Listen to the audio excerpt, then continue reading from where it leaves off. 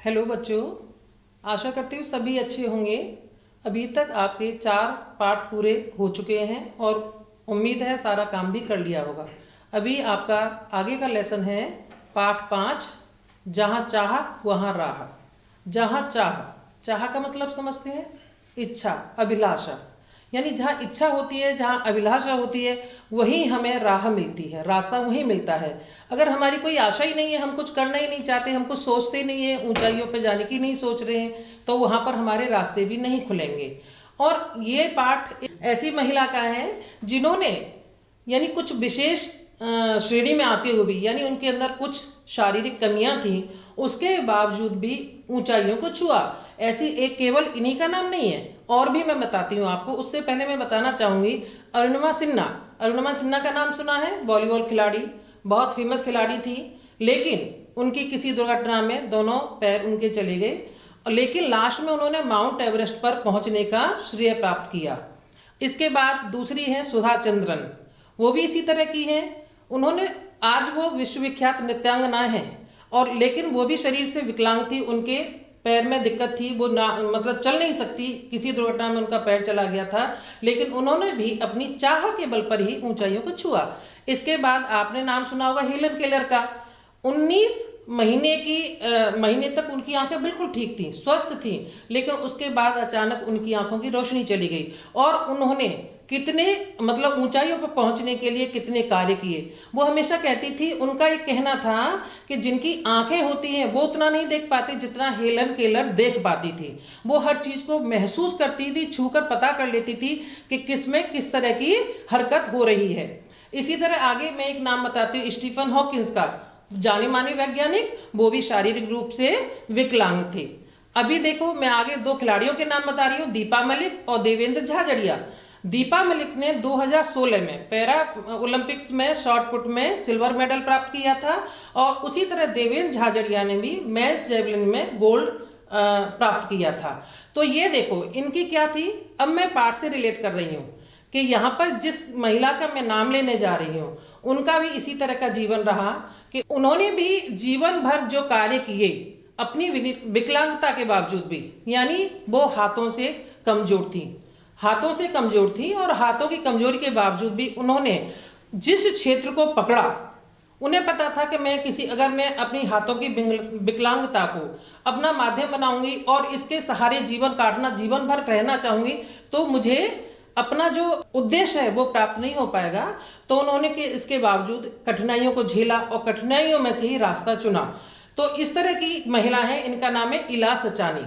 इला सचानी कहाँ की रहने वाली? गुजरात की। गुजरात में एक इनका गांव, अमरेली जिले के राजकोट गांव में वो अपने नाना के यहाँ रहती थी, लेकिन हाथों से बिल्कुल कमजोर, निर्बल, जो अन्य बच्चे खेलते कूदते सारे काम करते, पेड़ों पर झूला झूलते, लेकिन वो इस तरह के कार्य नहीं कर सकती थी। उनमें ये एक कमजोरी थी।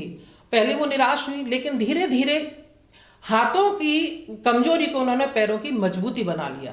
वो सारे काम अपने जो भी कार्य करती थी, कपड़े धोना, फर्श बहारना, बाल बनाना, यानी कि दाल भात खाना बनाना भी सारा वो किससे करती थी? पैरों की सहायता से करती थी। अच्छा, उन्होंने फिर कोशिश भी की कि वो स्कूल में जाएं, स्कूल में दाखिला लें, लेकिन वहां पर 2-3 जो परेशानियां उनके साथ आई। क्या परेशानी आई? परेशानी ये आई कि एक तो सुरक्षा। अब स्कूल में जो इस तरह का बच्चा हो जो स्वयं अपनी सुरक्षा नहीं कर सकता, तो इसका मतलब है कि प्रशासन को उसके लिए हमेशा चुस्त रहना पड़ेगा। उसकी सुरक्षा को लेकर वहां पर उनको दाखिला देने में दिक्कत आई।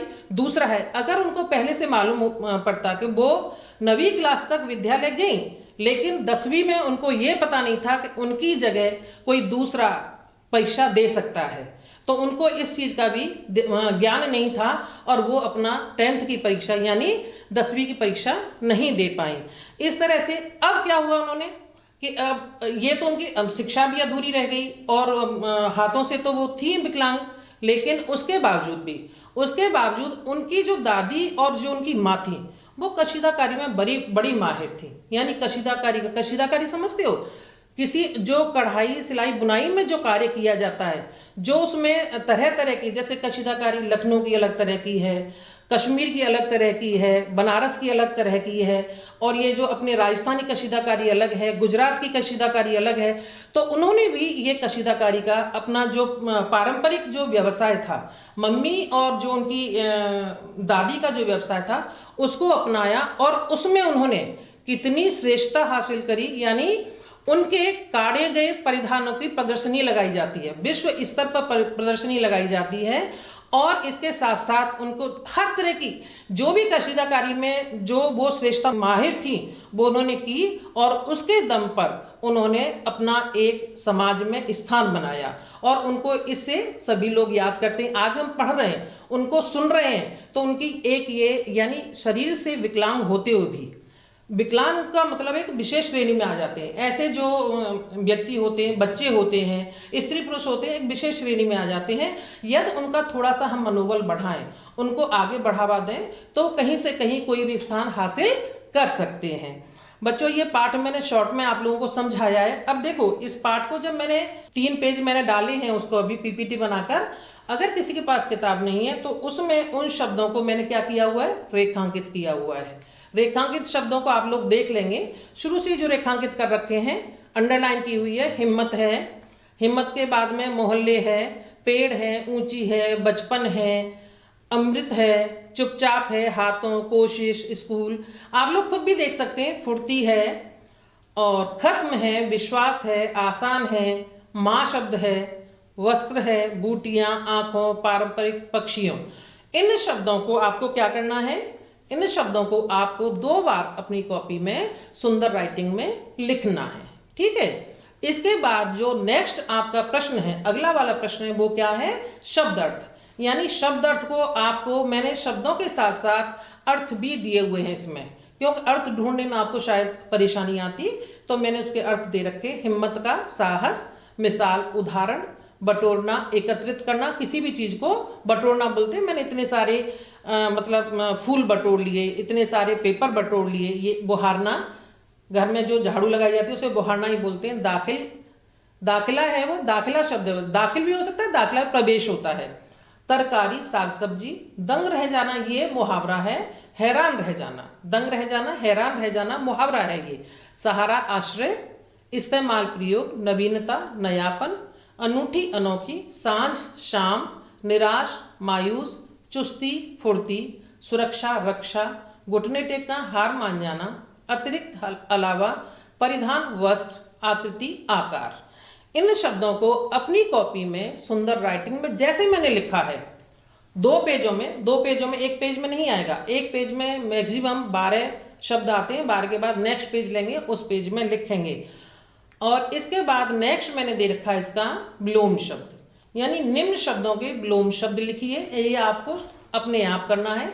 मैंने इसके उत्तर नहीं लिखे हैं, लेकिन अगली पीपीटी में सिर्फ बताऊंगी आप लोगों को, मैं बोलकर बताऊंगी कि किसका क्या विलोम होगा। इस बार ये है शब्द बचपन, अमृत, खत्म, नवीनता, सांझ, सुरक्षा, आसान, ऊंची, फुर्ती, विश्वास। इनको स्वयं करने का प्रयास करें, अपने आप करें। नहीं आता तो इससे अगले जो मेरा वीडियो आएगा उसमें आपको इसके उत्तर भी मिलेंगे, उस समय आप देख सकते हैं, नोट कर सकते हैं। अब नेक्स्ट बच्चों जो चौथा है, चौथा प्रश्न मैंने डाला है क्रिया। क्रिया आप बिल्कुल जानते होंगे, 3rd 4th में पढ़ते आ रहे हो क्रिया को। क्रिया का मतलब जो जिससे कार्य करने का बोध हो, जो हम कार्य करते हैं। इस समय कुछ क्रिया से बोध हो रहा है, कुछ समझ में आ रहा है। मैं बोलने का काम कर रही हूँ, आप लोग सुनोगे, सुनने का काम करोगे, फिर लिखने का काम करोगे, चलने का काम करते हैं, खाना खाने का, जो भी क्रिया हम करते हैं, जो एक्शन वर्ड्स होते हैं जिनसे कार्य का होना पाया जाता है, वो क्रिया होती है। तो ऐसे शब्द आप पाठ में से ढूंढकर ऐसे 10 शब्द आपको अपनी कॉपी में डालने हैं, और उस पर हेडिंग डालेंगे ऊपर क्रिया शब्द। ठीक है। और बुक में पीछे जाएंगे तो मैं एक आपको उदाहरण के तौर पर बता भी देती हूँ। देखिए यहां पर कोई शब्द आया है, ये देखिए यहां पर कोई शब्द इस तरह का जिसमें पता लग रहा हो कि ये बीता, बचपन बीता, ये क्रिया। यानी इसके बाद में है नहीं ले पाती थी, ले पाना, ये क्रिया हो गई उसमें। ठीक है। इसके बाद बैठ जाती, यानी बैठने की क्रिया हो रही है यहां पर। और इसके बाद में जो शब्द आ रहा है इसमें खेल सकना, यानी खेलने की क्रिया। जो खेलना है, खेलना भी एक क्रिया है, तो खेलने की क्रिया हुई। और करना, हाथों से करते हैं तो इसमें करने की क्रिया है। इस तरह के सब्जी काटना, कपड़े धोना, फर्श बुहारना, बुहारना है, धोना है, काटना है, बनाना है, ये लिखना है, ये सारे शब्द क्रिया शब्द हैं। इस तरह के 10 शब्द आप अपनी कॉपी में लिखेंगे। इसके बाद नेक्स्ट मैंने जो दिया है, इसमें 5वें नंबर का जो अभ्यास है वो है संज्ञा शब्द। इससे पहले मैंने अभी आपको एक वीडियो मिलने वाला है संज्ञा, उसमें मैंने बहुत ही विस्तार में संज्ञा को समझाया है। और संज्ञा वैसे भी आप लोग करते आ रहे हो, संज्ञा पता है संज्ञा क्या होती है, अच्छी तरह से मालूम है।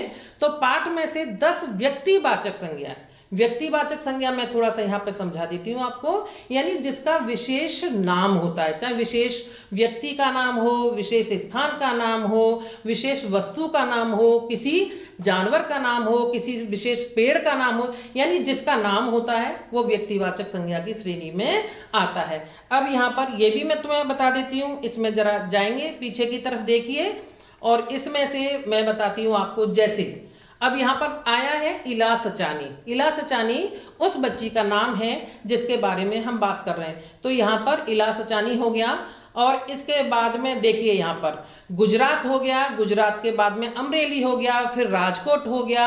ये नाम है सारे, जो जो जहाँ जहाँ नाम आ रहे हैं उनको देखते जाइए आप, और इस तरह के 10 शब्द आप उसमें अपनी कॉपी में लिखेंगे। कुछ मैंने बता दिए, कुछ अपने आप ढूंढने की कोशिश करेंगे, ढूंढेंगे, इसमें 10 शब्द आसानी से आपको मिल जाएंगे। अभी के लिए इतना काफी है, ये काम आप करिए ध्यान से। हाँ, दूसरी बात बच्चों, मैं आपको ये बताना चाह रही हूँ, जो काम कॉपी में कर रही हूँ मैं अपना व्हाट्सएप नंबर उस ग्रुप पर डालूंगी, उस ग्रुप पर मुझे कुछ अपने काम किए का कुछ मतलब पेजों की फोटोकॉपी करके मेरे पास जरूर भेजते रहिए, जिससे मुझे पता लगे कि आप लोग काम प्रॉपर तरीके से कर रहे हैं। ठीक है, धन्यवाद।